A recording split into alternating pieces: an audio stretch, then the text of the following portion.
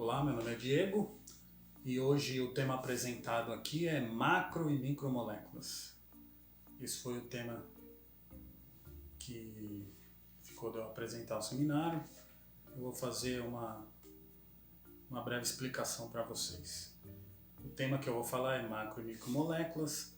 As micromoléculas, também conhecidas como monômeros, são moléculas pequenas. São moléculas que têm até 30 carbonos, né? Elas formam ligações covalentes e formam um polímero. O polímero que é? O polímero é uma macromolécula, uma molécula de tamanho grande. E o que é o polímero? São vários monômeros ligados, monômeros iguais ou idênticos, formando assim uma cadeia de polímeros.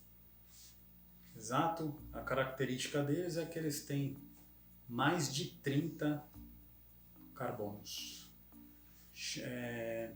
Geralmente, todos os monômeros em um polímero tendem a ser dos mesmos, ou pelo menos eles são similares, né? Sempre eles seguem essa regra. E exemplos que eu posso dar para vocês de monômeros e polímeros, por exemplo, no açúcar que nós consumimos no dia a dia na nossa casa, colocamos no nosso suco, no nosso chá. O açúcar é o quê? É uma sacarose de sacarídeo. E a sacarose de sacarídeo é formada por quê? Por glicose e frutose, que são o quê? Monômeros. E esses monômeros formam o polímero da sacarose de sacarídeo. Podemos também ter outros, por exemplo, monômeros de carboidratos que podem formar juntos um amido, um polissacarídeo, né? Amido, né? Então, esse é o exemplo que eu ia dar para vocês. As macromoléculas, como já falado em aula anteriormente, contêm um carbono em forma de anel ou em forma de corrente. Eles são classificados como moléculas orgânicas, né? Geralmente eles têm o hidrogênio, tem o oxigênio, o nitrogênio e outros elementos menores também adicionais. Eu posso dizer para vocês que são 4 principais classes de macromoléculas. E essas classes que eu posso identificar para vocês são os carboidratos, os lipídios, as proteínas e os ácidos nucleicos.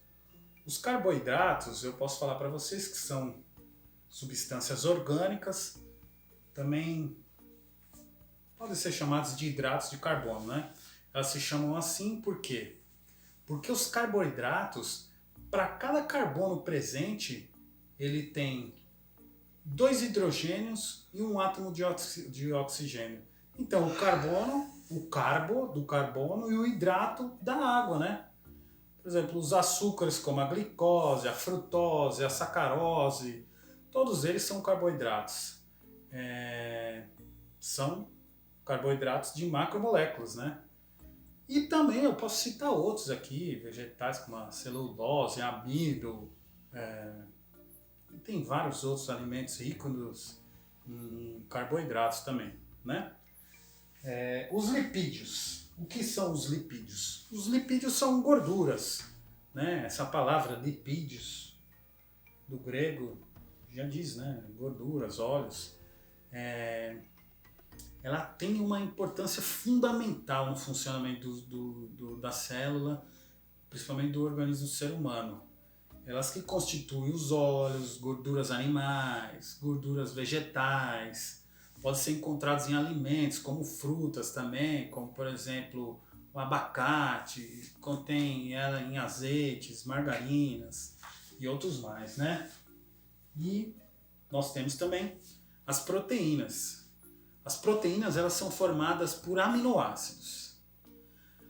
Por exemplo, na nossa alimentação, as proteínas podem ser encontradas no leite, na carne, nos ovos, no peixe, no queijo, na manteiga e em vários outros alimentos.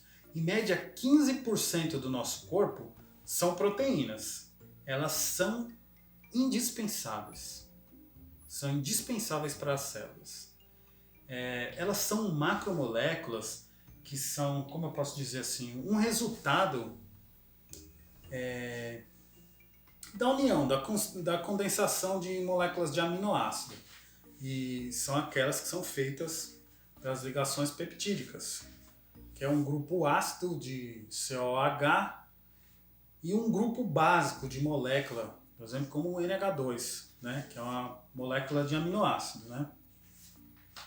E agora eu vou falar para vocês sobre os ácidos nucleicos. Ácidos nucleicos por quê? Ácidos, primeiramente, porque eles são ácidos. Nucleicos, porque eles são encontrados no núcleo da célula. Isso, aquela mesmo que a gente estudou alguns dias atrás, apresentamos no seminário. Todo mundo apresentou o seu tipo de células, do neurônio, falamos, o meu tema por acaso foi o peroxissomos, as células renais, né? E nós estudamos também o núcleo. E lá estão presentes os ácidos nucleicos. Eles são macromoléculas, né, que estão presentes no núcleo da célula. Eles são responsáveis por quê? Por constituírem o gene da célula. Eles são responsáveis pelo armazenamento de informação, a transmissão, tradução de informação genética, né? Essas moléculas, elas existem em dois tipos, que são os nomes complicados, os ácidos, deixa eu ver aqui, desoxirribonucleico, que são conhecidos também como DNA, por isso que o nome é DNA, né? O nome é complicado de falar. E o ácido ribonucleico, que é o RNA. Então vamos tratá-los com esse nome porque é mais fácil. Por exemplo, eles são dois tipos de ácidos, então o DNA e o RNA. Eles são conhecidos por estar formando aquelas fitas que estão dentro da célula, né? Ali dentro do núcleo da célula, né? Elas apresentam aquela estrutura bastante complexa e peculiar, que é como se fosse uma escada helicoidal, né? Descendo. O DNA duplo e o RNA enrolado sobre ele mesmo, né? E aí nós temos o que? Eles fazem ligações entre eles. A adenina, ela se emparelha com a timina e a citosina com a guanina, como nós vimos anteriormente em aula também, né? Isso no DNA, porque no RNA, em geral, elas fazem o quê? Uma cadeia só. Ela é enrolada entre si mesmo, não se liga da mesma maneira que o DNA, e ela tem uma diferença, que a adenina se emparelha com a uracila, porque lá a adenina não se emparelha com a timina igual ao DNA, porque não tem a timina, né?